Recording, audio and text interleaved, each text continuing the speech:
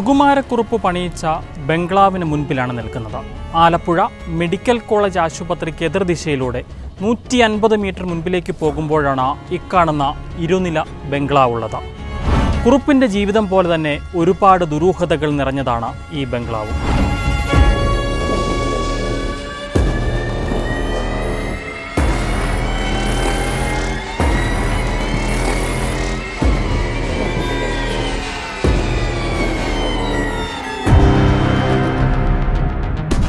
ഈ വീടിൻ്റെ നിർമ്മാണം പൂർത്തീകരിക്കാൻ പണമില്ലാതെ വന്നപ്പോൾ കുറുപ്പിന് തോന്നിയൊരു ബുദ്ധിയാണ് ചാക്കോയുടെ കൊലപാതകം.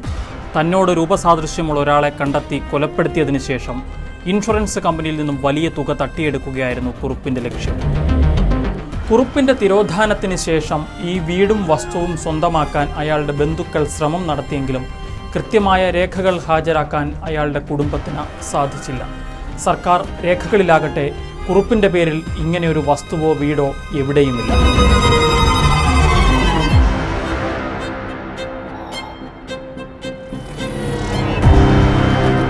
സുകുമാരക്കുറുപ്പിൻ്റെ കഥ സിനിമയായതിനു പിന്നാലെ ഇവിടേക്ക് സന്ദർശകരുടെ തിരക്കായിരുന്നു.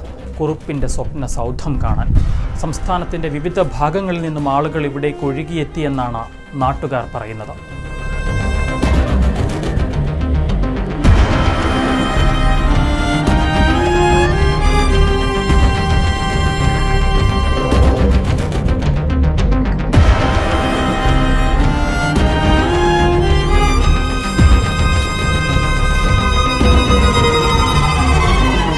ചുറ്റുമുണ്ടായിരുന്നവരെ മുഴുവൻ കബളിപ്പിച്ച് കടന്നു കളഞ്ഞ കുറുപ്പ് ഇന്നും സർക്കാർ രേഖകളിൽ ഒരു പിടികിട്ടാപ്പുള്ളിയായി തുടരുകയാണ്.